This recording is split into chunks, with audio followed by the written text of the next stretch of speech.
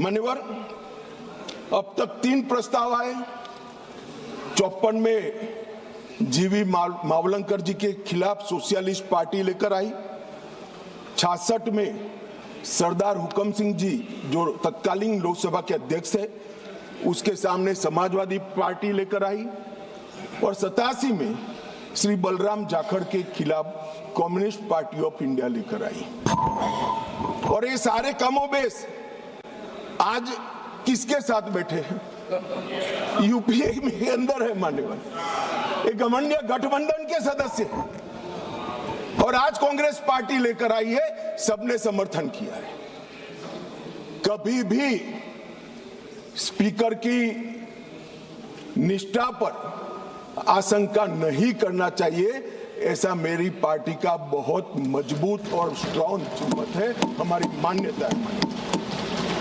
और ये तीनों जो प्रस्ताव थे ये ध्वनि मत से एक प्रकार से खारिज कर दिए। मान्यवर, आज जब मैं यहाँ खड़ा हुआ हूं तब राजनीतिक आरोप एक भी नहीं करूंगा, करे हुए राजनीतिक आरोपों का जवाब जरूर दूंगा, कस कर दूंगा, परंतु मैं राजनीतिक आरोप एक भी नहीं करूंगा। मान्यवर, हम सब स्पीकर के महत्व को जानते हैं। लोकसभा के अध्यक्ष विधायी न्यायशास्त्र के सर्वोच्च न्यायाधीश होते हैं। उनके कार्यवाही के बारे में करे हुए फैसलों में सर्वोच्च अदालत भी दखल नहीं कर सकती। मान्यवर, ये प्रोटेक्शन उनको संविधान ने दिया हुआ है और वो इसलिए दिया है कि स्पीकर निर्भीक रूप से अपना काम कर सके और अध्यक्ष का प्रथम कर्तव्य होता है कि व्यवस्था और शिष्टाचार को बनाए रखना। दूसरा कर्तव्य है सभी को मौका देना और न्यायपूर्ण व्यवहार करना। परंतु प्रथम कर्तव्य क्या बताया गया? प्रथम कर्तव्य बताया गया कि यहां पर व्यवस्था और शिष्टाचार बता देना, बनाए रखना। अब शिष्टाचार क्या होता है? शिष्टाचार ये है मान्यवर कि ये लोकसभा, ये सदन चलाने के नियमों के अनुसार चले। अब कोई भी व्यक्ति खड़ा हो जाता है और अपनी मुंसफी से कुछ भी बोलेगा, स्पीकर को बिठा देना पड़ेगा। यहां विषय तय होते हैं मान्यवर। आज मैं यहां पर स्पीकर साहब के खिलाफ अविश्वास के प्रस्ताव पर बोल रहा हूं तो मैं माओवाद इस देश में समाप्त हो रहा है इस पर लेक्चर नहीं दे सकता। मैं दूंगा तो आपको बिठा देना पड़ेगा, फिर आप कहोगे देखो आप मुझे बोलने नहीं देते हो। अरे भाई, यहां नियमों से बोलना पड़ता है। और कितने वरिष्ठ सदस्य, मुझे तो अभी भी नहीं मालूम पड़ता, शशि थरूर जैसे बैठे, बालू साहब बैठे, क्यों नहीं सिखाते इनको सब? इतना सिखा दे तो ये समस्या का वही समाधान हो जाए मन में। और हमारे लोकसभा के नियमों में भी स्पीकर साहब को कई अधिकार दिए। कोई भी सदस्य भाषण करता है तो स्पीकर साहब को एड्रेस कर करता है।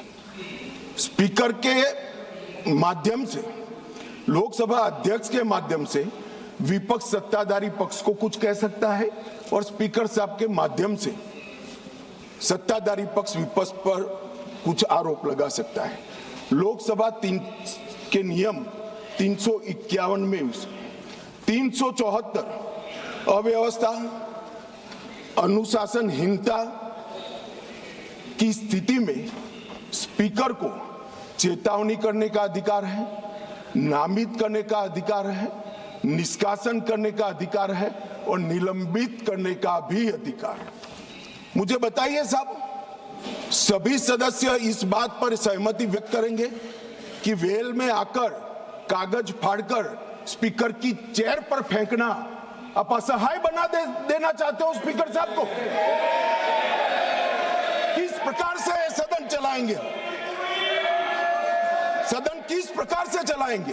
टेबल पर नाचते हैं। मैं समझ रहा हूं साहब, किसी के एडवाइजर एक्टिविस्ट हो सकते हैं, किसी के एडवाइजर आंदोलनकारी हो सकते हैं, मगर आंदोलन और एक्टिविस्ट को सदन में सदन के नियमों के अनुसार ही चलना पड़ेगा, क्योंकि यहां पर नियम बनाए गए। नियम 375 के तहत गंभीर अव्यवस्था की स्थिति में सदन को स्थगित करना होता है। मान्यवर, आप किसी को बोलने ही नहीं दोगे।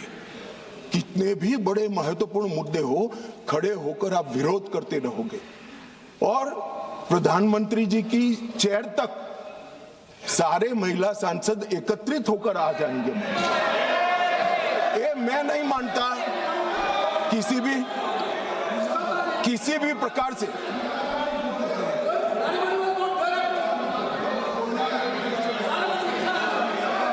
प्रधानमंत्री की चेयर होती है भाई।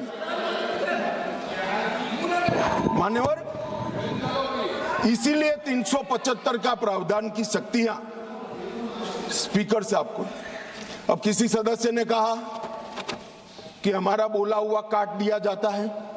मान्यवर, 380 के अधीन स्पीकर साहब को अधिकार है असंसदीय शब्दों या टिप्पणियों को कार्यवाही से हटाने का अधिकार दिया है।